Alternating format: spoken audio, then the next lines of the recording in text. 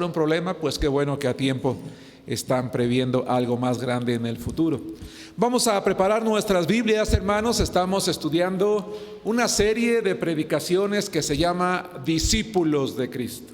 Esta serie de predicaciones, hermanos, nos ha permitido recordar o conocer cuáles son las cualidades, cuáles son las características personales en la vida de cada discípulo de Cristo. La semana pasada, haciendo un poquito de contexto, la semana pasada, y les voy a pedir que me acompañen allí al Evangelio de Mateo, capítulo 17, versículo 21, basamos el sermón anterior en este versículo, y el tema anterior se llamó la oración en la vida del discípulo.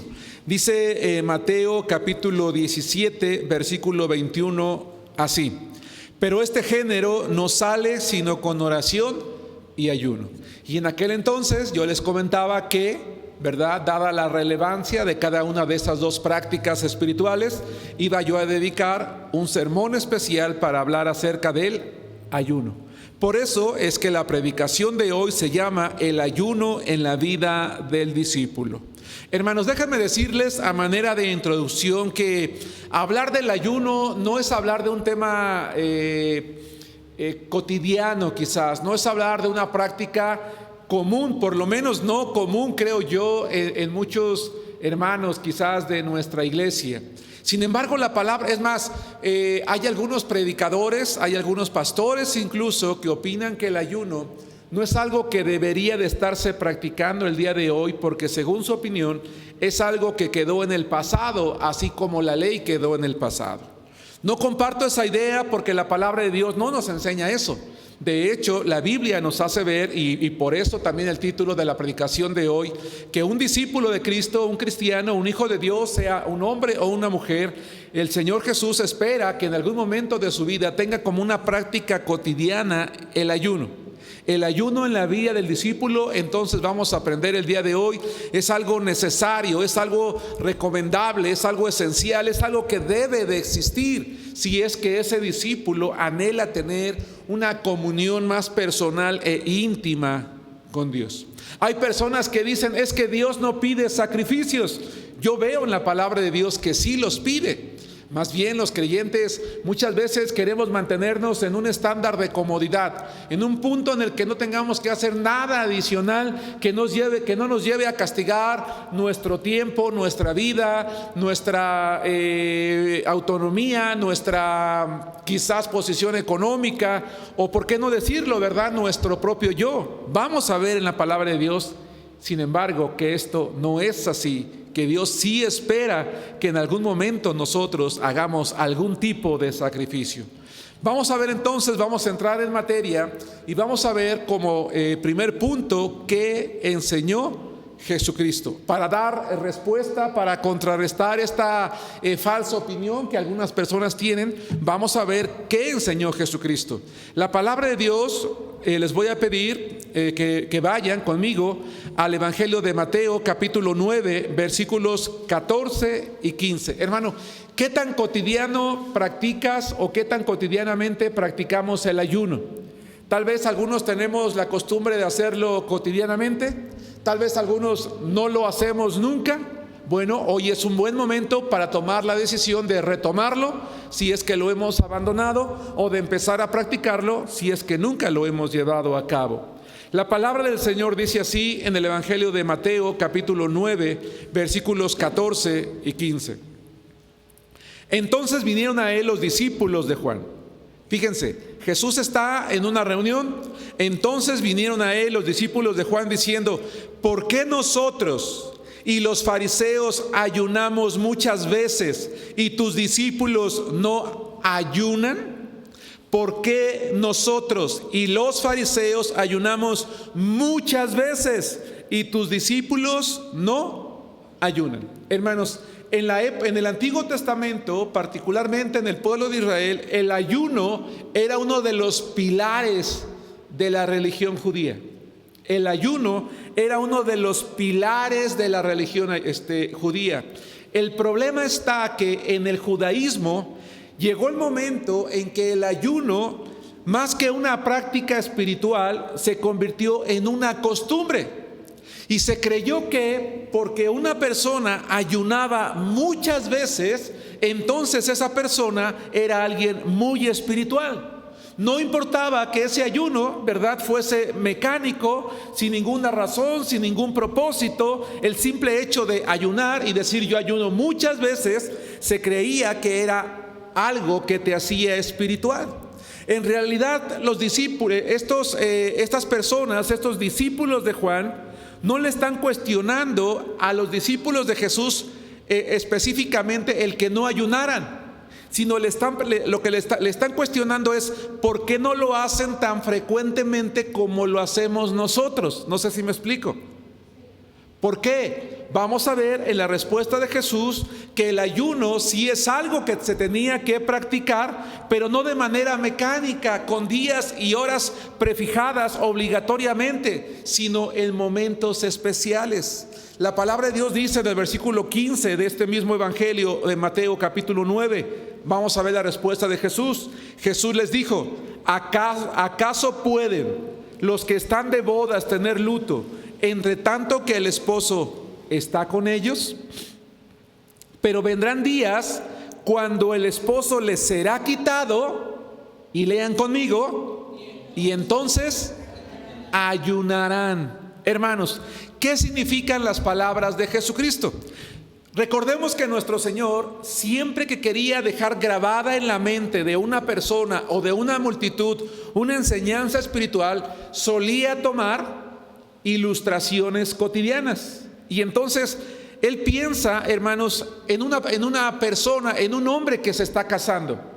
Un hombre que se está casando solía tener lo que hoy se le llama damas de compañía en la novia.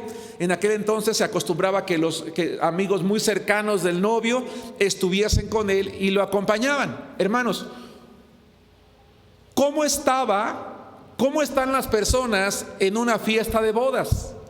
¿Cómo estaban esos amigos cuando estaban con el novio? ¿Tristes? ¿Preocupados? ¿En ayuno? Pues no, normalmente en una boda estás alegre, estás contento, estás disfrutando, y lo natural o lo común es que haya un banquete. ¿Sí van conmigo? Y que entonces tú puedas disfrutar de ese banquete. Jesús va a comparar el hecho de que sus discípulos estén en comunión con Él con un estar de fiesta. Un estar con gozo, un estar con alegría, un disfrutar. Jesús, como lo vamos a comprobar más adelante, no está diciendo que sus discípulos en ese momento no tienen que ayunar. Lo que Él les está diciendo es que en ese momento que están con Él, no tienen que hacerlo de una manera tan común, porque el ayuno implicaba una comunión más cercana con Dios. ¿Y qué comunión más cercana con Dios que estar con su Hijo Jesucristo en persona? ¿Me estoy explicando? Es como si cuando estuviéramos en el cielo quisiéramos decir, hermanos, y yo me imagino cuando está en el cielo los ayunos que vamos a tener allá.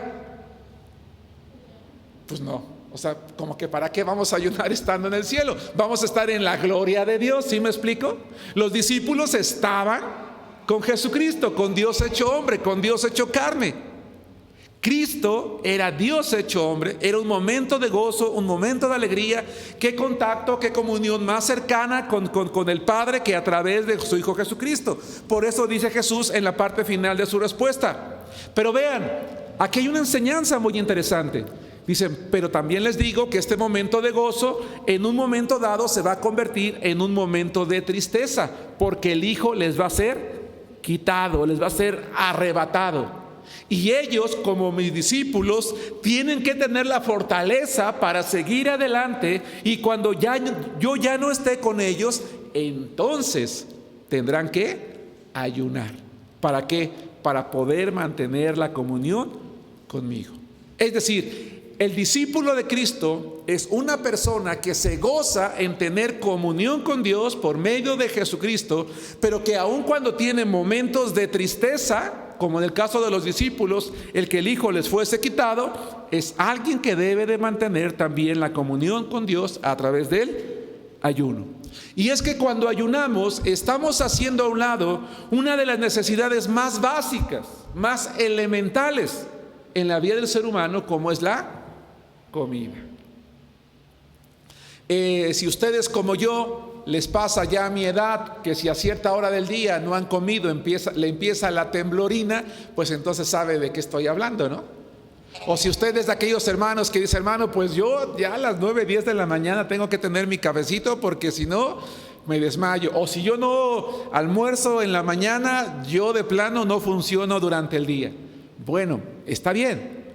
El ayuno es la abstención completa de alimento y agua durante un tiempo determinado, ya sea un día, 2 días, 3 días o unas horas. El punto es que es un sacrificio que hacemos delante de Dios porque entendemos que la palabra de Dios dice que no solo de pan vivirá el hombre, sino de toda palabra que sale de la boca de Dios. ¿Sí nos damos cuenta? Entendemos que no solo de pan vivirá el hombre, sino de toda palabra que sale de la boca de Dios. Entonces, los discípulos de Jesús en la época de Jesús tenían que ayunar. Claro que sí. En Mateo 17, 21, como ya lo vimos la semana pasada, ellos no pueden expulsar un demonio.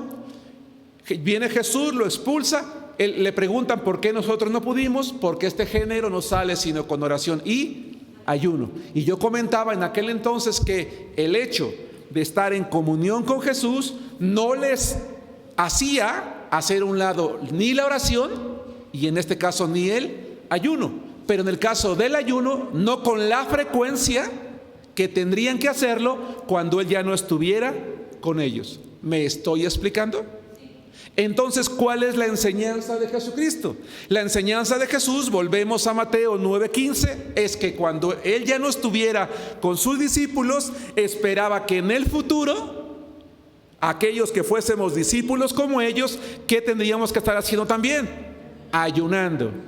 Pero hay algo muy interesante, el ayuno no es algo mecánico. Hermanos, cuidado, el ayuno no es algo mecánico. No porque yo ayune de lunes a viernes, eso me hace más espiritual.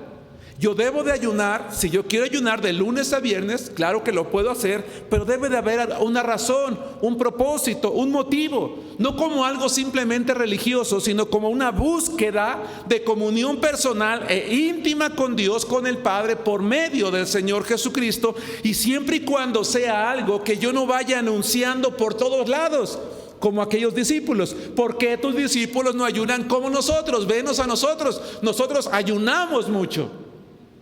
No, vamos a Mateo capítulo 6, versículo 16. Entonces, espero explicarme con claridad. El título de la predicación de hoy se llama El ayuno en la vida del discípulo. Y estamos diciendo que es una práctica o estamos recordando que es una práctica que consiste en la abstención total de alimentos y líquidos por un tiempo determinado, que puede ser desde un número determinado de horas del día o un día o varios días completos. Estamos diciendo también que Jesucristo enseñó que sus discípulos cuando estaban con Él, claro que tenían que ayunar, pero no con la constancia que Él esperaba que ocurriera en el futuro. 3, estamos diciendo que el ayuno sí debe de practicarse, pero no como una forma mecánica, sino con propósitos específicos. Y estamos diciendo también, Mateo 6:16, que el ayuno también tiene una característica enseñada por Jesucristo. Dice la palabra de Dios: cuando ayunen, no sean austeros como los hipócritas, porque ellos demudan, cambian, maquillan sus rostros para mostrar a los hombres que ayunan. De cierto les digo que ya tienen su recompensa.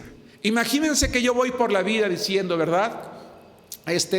Vaya así, todo cabizbajo, ese día ni me baño, estoy así, bueno, yo no tengo barba ni bigote, pero voy así con los pocos pelos por ahí que me salen, ¿verdad? Los vellos, y de repente me encuentro mal, y ¿qué tal, hermano Germán? ¿Cómo estás? No, pues aquí, mira, para la gloria de Dios, ayunando para el Señor desde antier. Ay, no me digas, no, pues el hermano Germán es un hombre, es un varón espiritual, ¿no? Y voy por la calle y me encuentro con Eche. ¿Qué tal, hermano Germán? ¿Cómo estás? Bien, aquí, ¿tú? Bien, te veo como demacrado. Sí, pues es que mira, no estás para saberlo, pero para la gloria de Dios ya tengo 3 días ayunando, porque no estás tú para saberlo, pero yo oro por lo menos 3, 4 veces al mes. No, dice el Señor, no tienes que irlo anunciando. Ese día tú báñate, arréglate, muestra tu mejor cara, contento.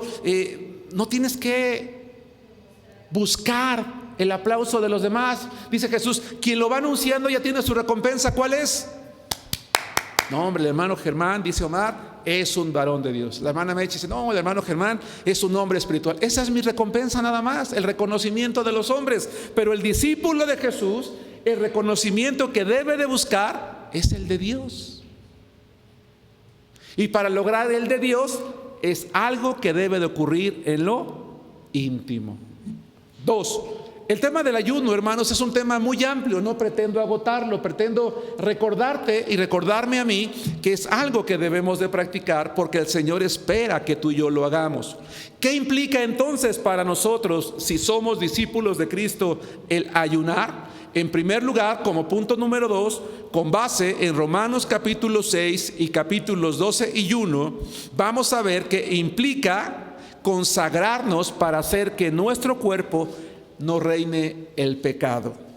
Miren, Romanos capítulo 6, versículo 12, dice la palabra de Dios así: no reine pues el pecado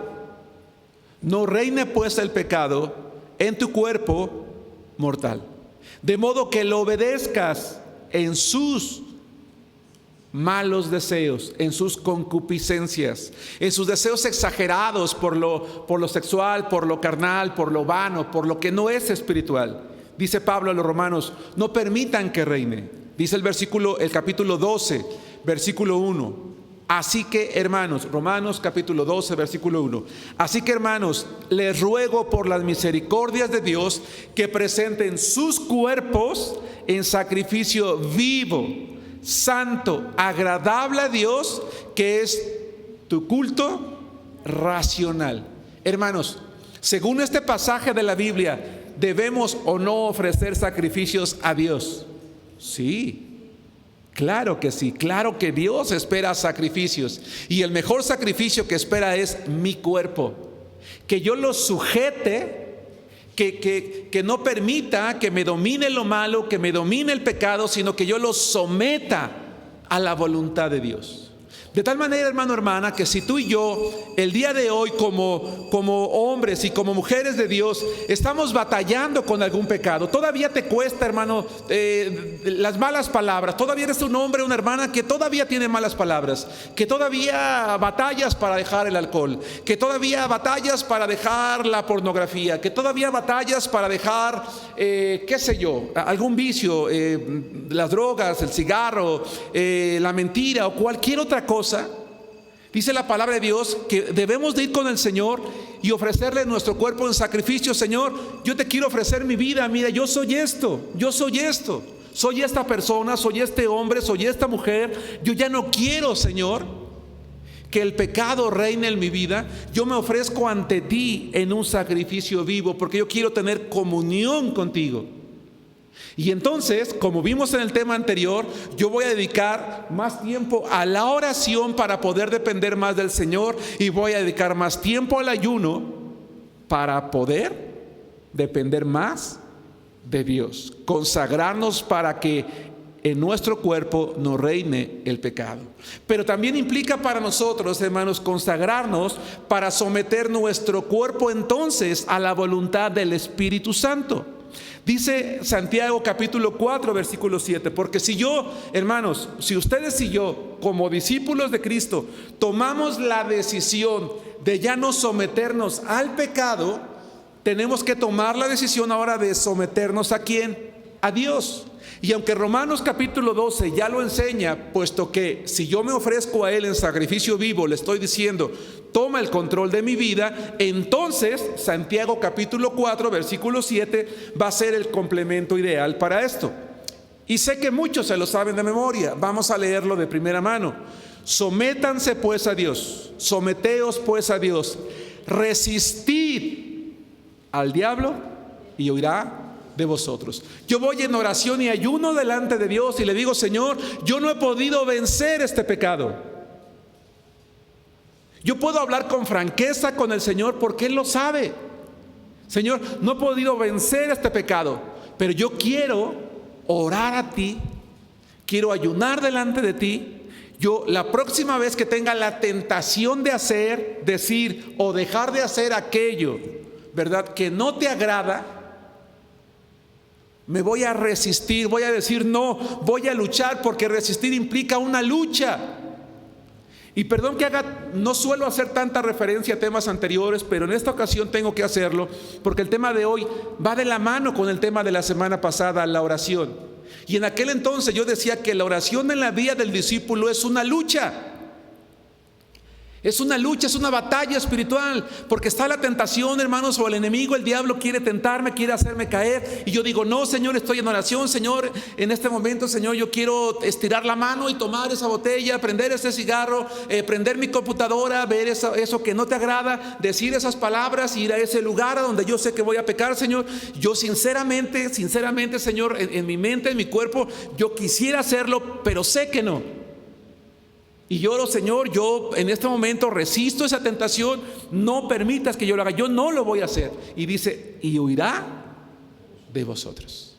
Es decir, puedo realmente decir no a aquello que en el pasado domina mi vida. ¿Qué implica para nosotros? Consagrarnos para que el pecado no reine, consagrarnos para someter nuestro cuerpo a la voluntad de Dios, pero también consagrarnos para dar lugar a Dios, para que entonces nos santifique por completo. Vayan conmigo, por favor, al Evangelio de Mateo, capítulo 4, versículos 1 y 2 y 11. Y más adelante, Primera Tesalonicenses, capítulo 5, versículo 23. Cuando yo tomo la decisión de orar y ayunar, estoy tomando la decisión de hacer un sacrificio delante de Dios con el propósito de buscar una comunión personal e íntima con mi Señor, porque quiero que Él tome el control de mi cuerpo, de mi voluntad, y que me santifique por completo.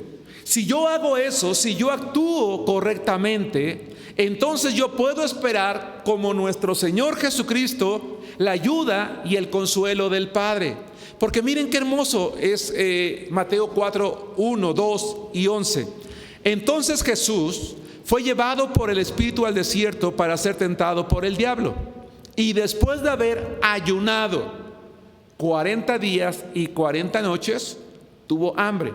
Viene toda la tentación, llegamos al versículo 11, el diablo entonces le dejó, y aquí vinieron ángeles y le servían. Yo me siento incapaz de explicar con absoluta precisión todo lo que puede implicar el hecho de que vengan ángeles y le sirvan a nuestro Jesús. Pero permítanme tratar de imaginarme. Nuestro Señor ha vencido en la tentación. Ha pasado 40 días en oración y ayuno. Ha venido el peor enemigo del ser humano. Ha querido hacerlo caer y ha vencido. Y entonces los ángeles de Dios vienen ante Él, ¿verdad? Dice, para servirle. Y yo me imagino para confortarle, para amarle. Permítame usar estas frases humanas, para abrazarle, para estar a su lado y decirle, bien hecho. Para adorar a ese Dios que se había hecho hombre y que está mostrando que era posible decir no al pecado. Y yo me atrevo a creer entonces, con base en eso, que cuando el Hijo de Dios resiste al diablo y Él huye de nosotros, el Señor se goza también con nosotros. Y dice, mi hija, mi hijo, mis hijos han vencido. Y como un padre amoroso, ¿verdad?, nos apapacha y nos abraza y nos dice, bien, sigue adelante, nos conforta, nos anima, vas por buen camino. No sé si me explico.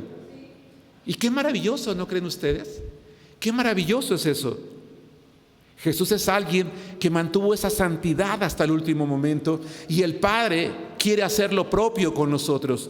Porque miren, vamos a Primera Tesalonicenses capítulo 5, versículo 23. No me atrevería a decir que también los ángeles vienen y nos confortan, pero si así fuera, hermanos, tampoco estaría errado, ¿verdad? Tampoco estaría errado, porque al Padre le agrada cuando sus hijos estamos en comunión y en consagración con Él. Dice, y el mismo Dios de paz los santifique por completo, y todo su ser, espíritu, alma y cuerpo. ¿Qué es el espíritu? El espíritu es el hálito de vida, el aliento de vida. Cuando el ser humano muere, el espíritu vuelve a Dios. Es ese aliento de vida que Jehová el Señor sopló en el hombre. ¿Qué es el alma? En la Biblia hay ocasiones en que espíritu y alma son sinónimos. A menos que haya una distinción, entonces el alma es la mente, son las emociones, es el entendimiento, y el cuerpo es lo físico. El ser humano está compuesto, es un ser tripartito: espíritu, alma y cuerpo. Es decir, su espíritu, su mente, sus emociones, su raciocinio tienen que estar consagrados a Dios, puros delante de Dios. Sus pensamientos deben de ser agradables a Dios. Quiero amarrar Tesalonicenses con Romanos, por eso Romanos 12:1, por eso dice que es vuestro culto racional, porque ustedes como mujeres, nosotros como hombres, racionalmente tomamos la decisión de decirle al Señor: Señor, somos tuyos, nos entregamos a ti.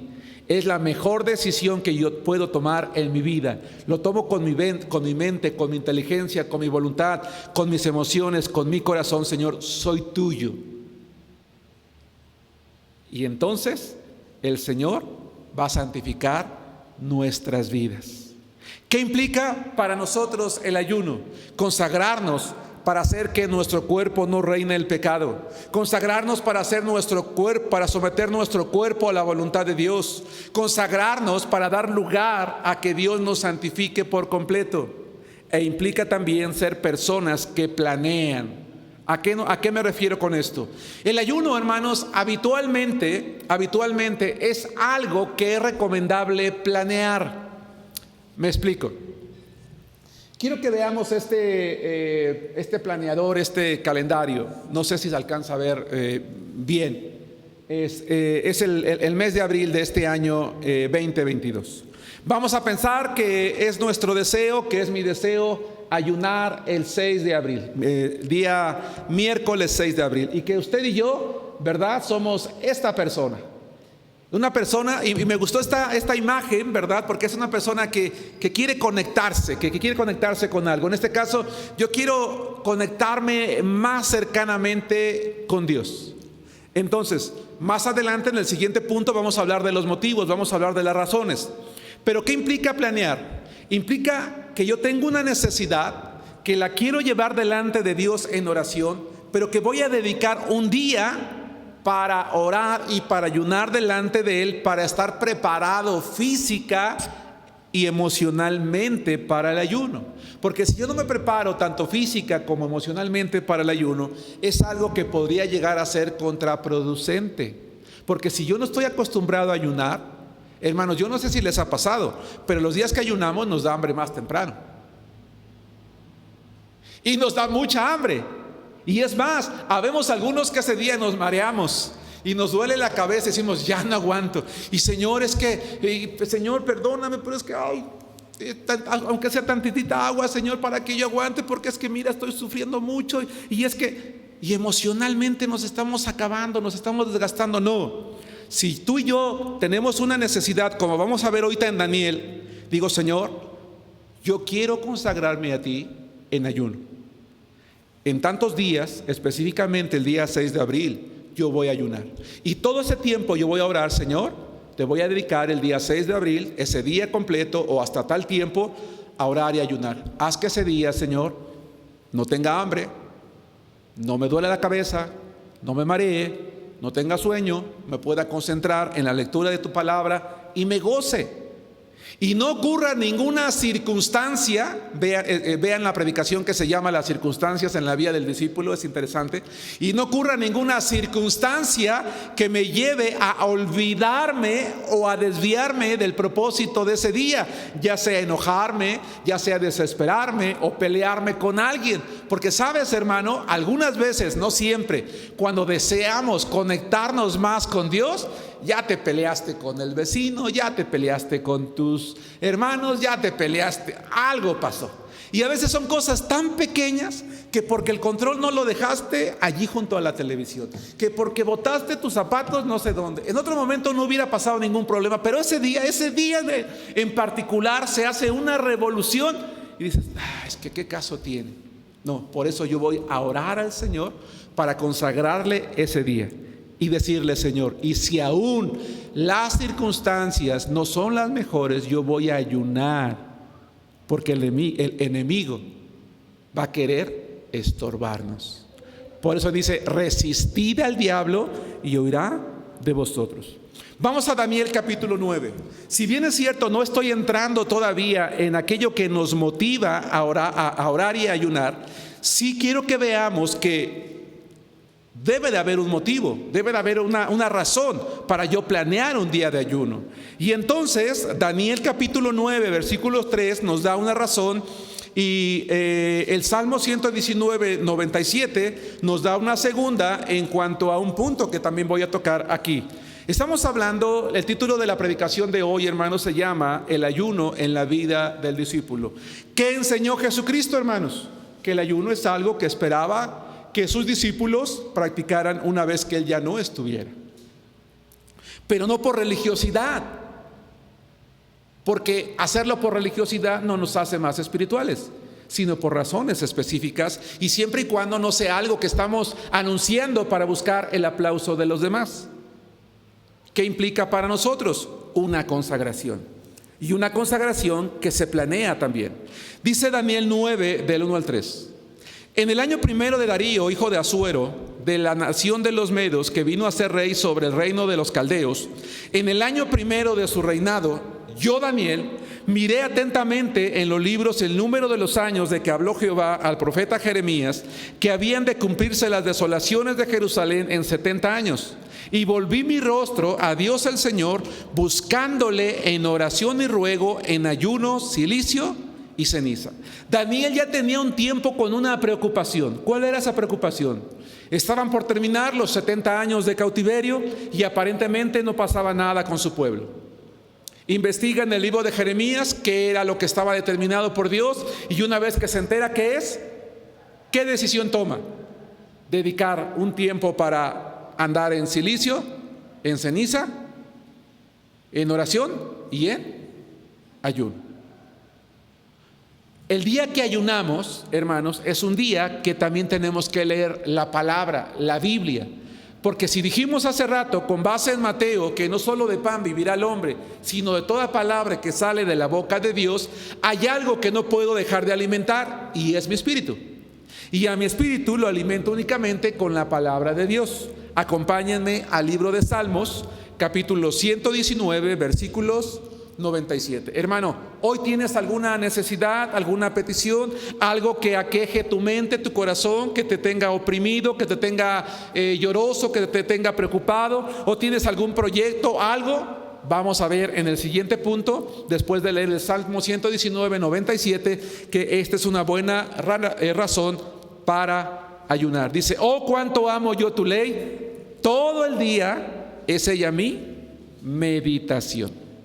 Hermano, ese día prepara tu Biblia, prepara un lugar adecuado, preferentemente privado, y si tú tienes un calendario de lectura, puedes seguirlo. Si no, específicamente ese día de oración, lee algún libro en particular que te sea a ti de bendición. Pueden ser los salmos, pueden ser los proverbios, puede ser alguna historia que tú quieras ver, o leer un evangelio completo, no lo sé, pero dedica tiempo suficiente a la oración y meditación de la palabra del Señor, para que todo el día sea ella nuestra meditación.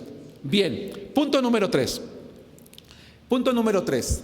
¿Qué es lo que nos debe de motivar, hermanos? ¿Qué nos debe de motivar a la oración y al ayuno? Bueno, hay varias razones.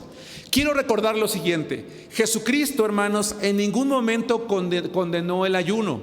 Él mismo lo practicaba. Más bien, Él enfatizó que las razones tenían que ser justas.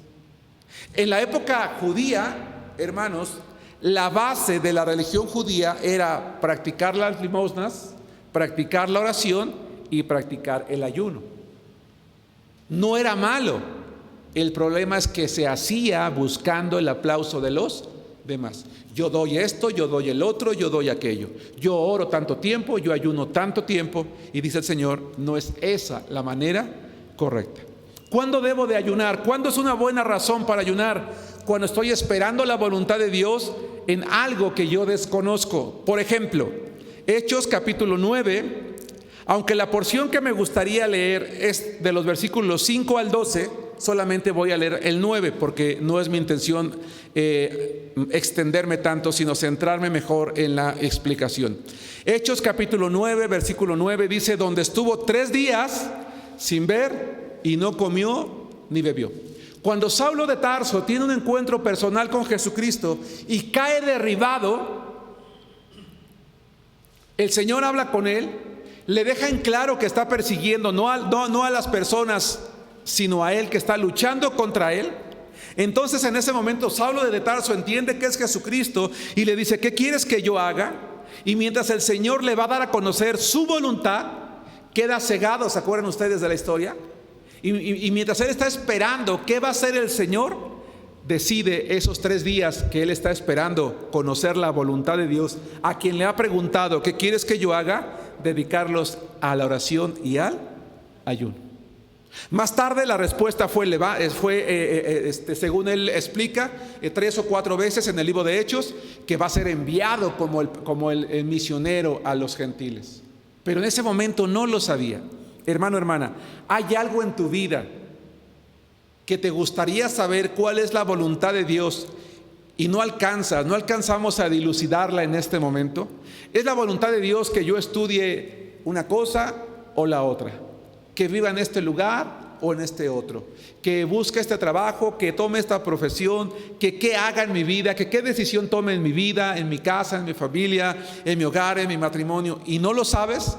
Ayuna al Señor. Señor, dime qué quieres que yo haga con esto.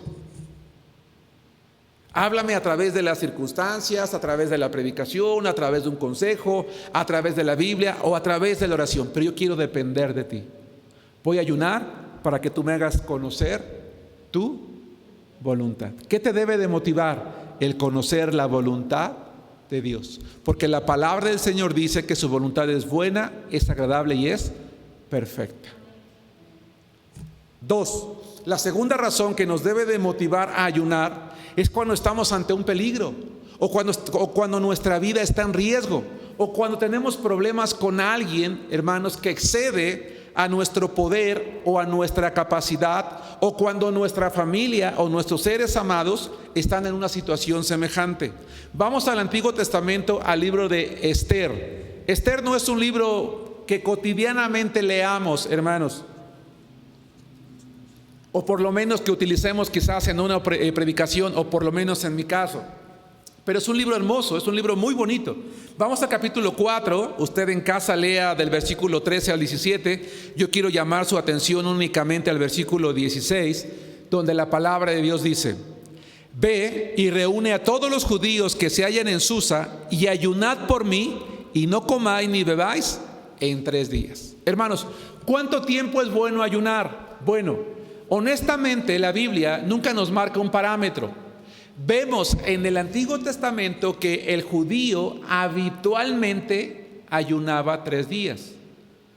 No es una ley, no es una regla. ¿Se dieron cuenta que Saulo ayunó 3 días? ¿Se dan cuenta que aquí la reina Esther pide que oren y ayunen 3 días por ello? Hay otras ocasiones cuando hay otros que ayunan 3 días, pero Jesús lo hizo 40, pero Moisés lo hizo 40, otros hombres lo hicieron más tiempo. El tiempo ponlo tú en tu corazón según las circunstancias. Vamos a ubicarnos rápidamente en el contexto. Amán había logrado del rey obtener una autorización para literalmente exterminar al pueblo de Israel. ¿Recuerdan la historia? Iba a exterminar completamente al pueblo. Cuando Mardoqueo se entera, se preocupa, va con la reina, le hace saber y le pide que interceda ante el rey y le dice: ¿quién sabe si para esta hora has llegado al reino? La reina está consciente del peligro que implicaba pedir la ayuda del rey, la intervención del rey, porque toda su nación estaba en peligro de muerte, y dice: sin embargo, lo voy a hacer, pero antes de hacerlo, oren y ayunen por mí, porque dice ella: mis doncellas y yo también lo vamos a hacer. ¿Cuál fue el resultado? El resultado fue que salvaron la vida. Y hablo, por ejemplo, a los jovencitos que están aquí. ¿Tienes problemas con un maestro? en la escuela. Es que el maestro de matemáticas, es que el maestro de español. Bueno, a lo mejor puede ser el caso que sí, ¿verdad? Hay algún maestro. Yo recuerdo un jovencito que dijo: hermano, cuando ore por mí, porque cuando llegamos con este maestro nos dijo: pues de una vez les advierto que en mi materia todos reprueban, nadie pasa. Y dijimos: ¿cómo? Dice: no, háganse a la idea, en mi materia nadie va a pasar, y de mí depende que no pase nadie. Digo: ¿de verdad eso te dijo? Dice: sí. Dije: bueno, pues entonces ora delante de Dios para que tú seas el primero que sí aprueba con Él. ¿Tienes un problema con tu jefe, con tu compañero de trabajo? ¿Estás en peligro? ¿Alguien te ha amenazado? Ayuna delante de Dios. ¿Tu familia está en peligro? ¿Está en un problema grave? Ayuna delante de Dios y dile: Señor, sálvanos. Haz tu voluntad con nosotros. 3. ¿Qué nos debe de motivar a orar y ayunar? La disciplina de Dios. Jeremías capítulo 36, versículos 1 al 9. Únicamente yo voy a leer el 9. Ustedes lean del 1 al 9 allí en casa. Dice la palabra de Dios, Jeremías capítulo 36. ¿Debo de ayunar cuando quiero conocer la voluntad de Dios? Cuando estoy en algún peligro, en algún problema, algo está en riesgo mi vida, mi trabajo, mis estudios, mi familia, mi matrimonio, mi amistad con alguien. Es un buen momento para ayunar. O bien, cuando estoy consciente de que me he hecho merecedor de la disciplina de Dios. Dice Jeremías 36 del 1 al 9, pero voy a leer únicamente el 9. Y aconteció en el año 5 de Joacim, hijo de Josías, rey de Judá, en el mes 9, que promulgaron ayuno en la presencia de Jehová a todo el pueblo de Jerusalén y todo el pueblo que venía de las ciudades de Judá a Jerusalén. Hermanos, Jerusalén, el reino del sur, tenía mucho tiempo ya pecando delante de Dios. Jehová el Señor envía al profeta Jeremías y les dice: anúnciale al pueblo que voy a traer disciplina sobre Israel y sobre Judá. Anúnciales, avísales. Quizás se arrepientan. Qué hermoso es Dios, porque aunque el pueblo se lo había ganado, les dice: avísales primero, porque todavía tengo la esperanza de que se arrepientan. Por eso, hermanos, es que el cristiano es alguien que no debe de menospreciar la disciplina de Dios. Romanos 12 dice que Él al que ama disciplina, como el padre al hijo quien quiere. Si el Señor terminó disciplinándome, es porque yo no terminé arrepintiéndome durante el tiempo que Él me dejó para arrepentirme. Afortunadamente, en este caso, cuando el pueblo de Judá se entera que va a ser disciplinado, promulgan ayuno en presencia de Jehová. Ayúdenme, aquí ¿por qué el pueblo promulgó ayuno? ¿Qué buscaba?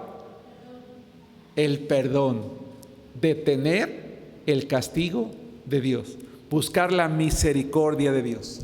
Y si ustedes leen completo, el Señor termina actuando con base en el arrepentimiento del pueblo. Por eso es que también debo de ayunar para reconocer mis pecados y arrepentirme de ellos. Punto número 4, y con esto prácticamente casi estoy terminando. Primero de Reyes 21, 25 al 29, pero voy a leer únicamente el 27. Primero de Reyes, creo que dije Proverbios. Primero de Reyes 21, 25 al 29.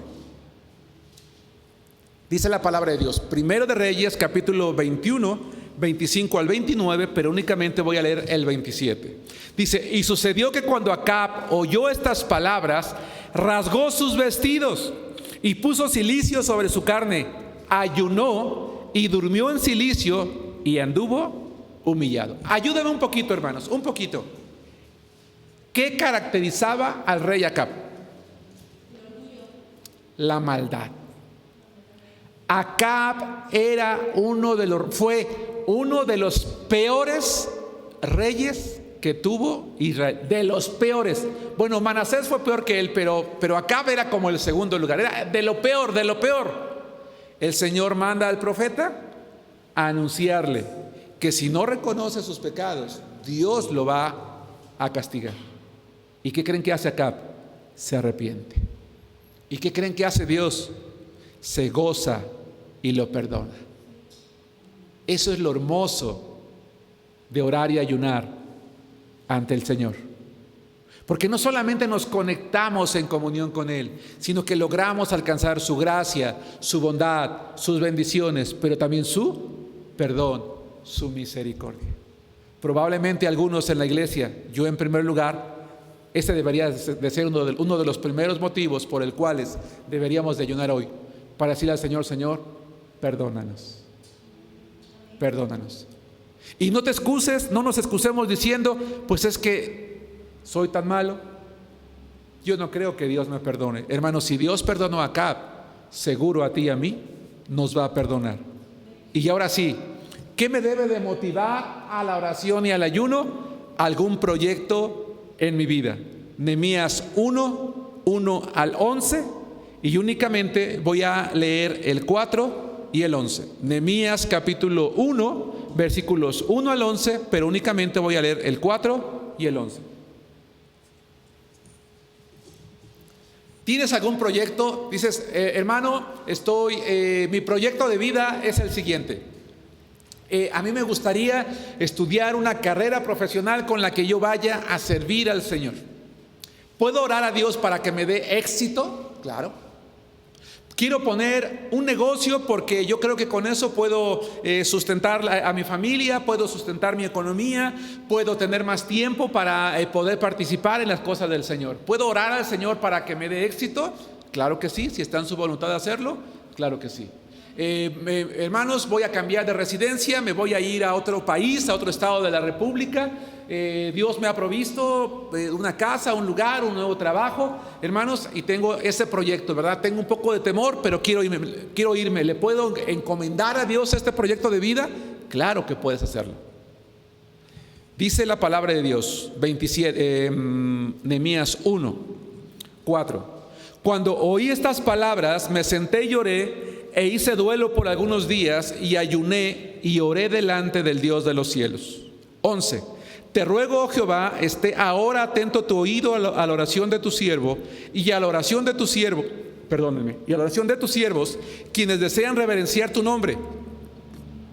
Concede ahora buen éxito a tu siervo y dale gracia delante de aquel varón, porque yo servía de copero del rey.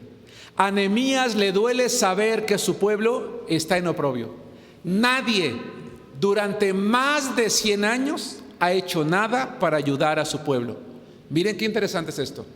Nadie durante más de 100 años ha hecho algo por ayudar a su pueblo. Nehemías no tenía por qué hacerlo. Él estaba en un buen lugar, en una buena casa, con un buen oficio, copero del rey. Imagínense, copero del rey. Yo creo que si no ganaba mucho dinero, tampoco era un hombre pobre. Tenía su vida arreglada. ¿Para qué él se mete en problemas? Pero le duele saber que su pueblo está mal, y él se establece como proyecto propio viajar hasta Jerusalén para reconstruir lo que a nadie le había importado en más de 100 años. Hermano, qué maravilloso es cuando en la iglesia hay mujeres u hombres que dicen: a mí me interesa mi iglesia. Y durante más de 100 años a nadie le ha interesado crecer, predicar, dar, ofrendar, ir, trabajar, esforzarse, dar su vida. Yo lo voy a hacer. Y cuando Nehemías ora, le dice a Dios: yo lo voy a hacer. Y cuando va delante del rey, le dice al rey: déjame ir, yo lo voy a hacer. Ese fue su proyecto personal, individual. A lo mejor el tuyo no necesariamente tiene que ser algo de la iglesia, pero puede ser de tu familia. Insisto, puede ser de tu vida. Y le dice Nehemías a Dios: concédeme buen éxito. Y la pregunta es: ¿tuvo éxito? Tanto éxito que en menos de 60 días hizo lo que nadie había hecho en más de 100 años. Y todo porque durante 3 meses de manera intermitente oró y ayunó delante de Dios. Conclusión: vale la pena, hermanos, dedicar nuestra vida, dedicar tiempo de nuestra vida a la oración y al ayuno. Porque cuando lo hacemos, ofrecemos a Dios un sacrificio hermoso y le decimos: Señor, aunque hay cosas importantes para mí, como es el alimento, hay otra más importante, y eres tú, mi comunión contigo. Yo quiero conectarme contigo de manera más personal, más íntima, para que moldees mi vida, para que no reine el pecado en mí, para que me transformes, me santifiques. Y en esos proyectos específicos que tengo, Señor, conocer tu voluntad y si tú lo quieres, me des buen éxito. Jesús dijo, el Hijo les será quitado y cuando ya no esté con ellos, entonces ellos ayunarán.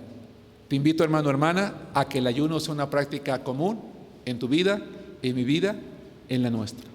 Ya sea por decisiones, ya sea por necesidades personales o incluso de personas que amamos y, ¿por qué no?, de la iglesia. O más bien, máxime de la iglesia.